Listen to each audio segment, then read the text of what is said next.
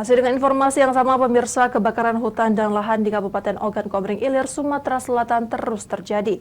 Dominan terjadi di daerah rawan karhutla. Personil pemadaman terus disiagakan.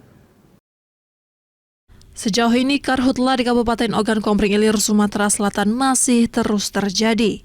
Meski angkanya tidak terlalu tinggi, namun hal itu tetap menjadi perhatian serius personil pemadaman.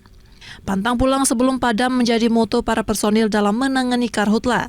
Waspada karhutla digalakan pemerintah guna menekan angka karhutla yang terjadi. Karhutla ini terjadi di daerah yang dinyatakan rawan karhutla dan memang merupakan lahan gambut dan mudah terbakar.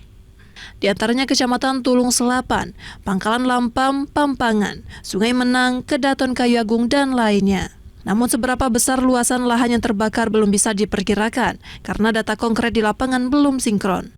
Sudah ada beberapa titik yang kita lakukan pemadaman bersama para pihak terkait, khususnya TNI, Polri, kecamatan, desa, BPD, dan perusahaan-perusahaan sekitar area terbakar.